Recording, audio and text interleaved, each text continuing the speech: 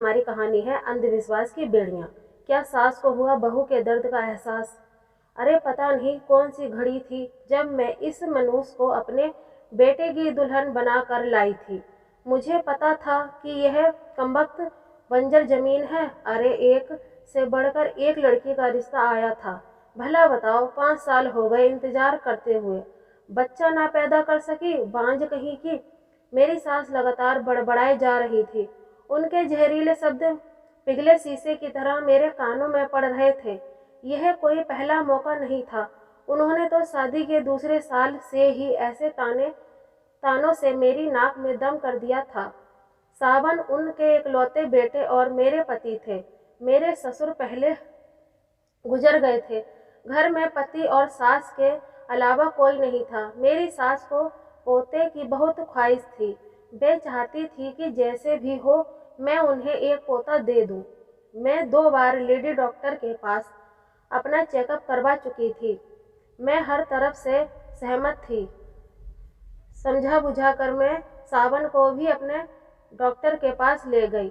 उनकी रिपोर्ट भी बिल्कुल ठीक थी। डॉक्टर ने हम दोनों को समझाया भी था, आजकल ऐसे केस आम हैं, आप लोग बिल्कुल ना घबराएं, कुदरत जल्द ही आप पर मेहरबान होगी।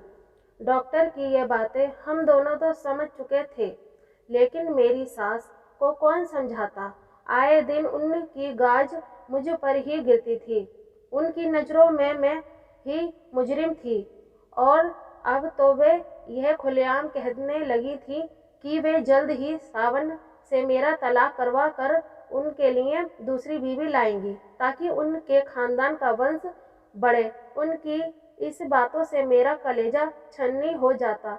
ऐसे में सावन मुझे तसल्ली देते, क्यों बेकार में परेशान होती हो। माँ की तो बड़बड़ाने की आदत है, आपको क्या पता नहीं, आप तो सारा दिन अपने काम पर होते हो।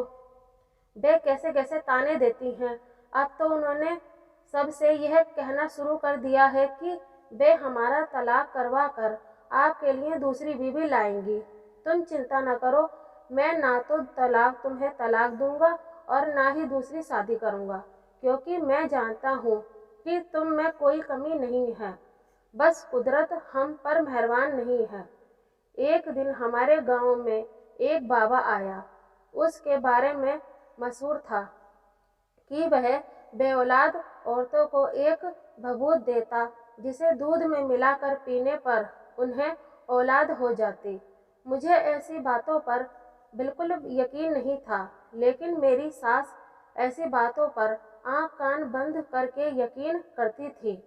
उनकी जिद पर मुझे उनके साथ उस बाबा, जो मेरी निगाहों में ढोंगी था, के आश्रम जाना पड़ा। आज की हमारी कहानी कैसी लगी दोस्तों, कमेंट में बताएं। कहानी पसंद आए तो लाइक शेयर एंड हमारे चैनल को सब्सक्राइब करें।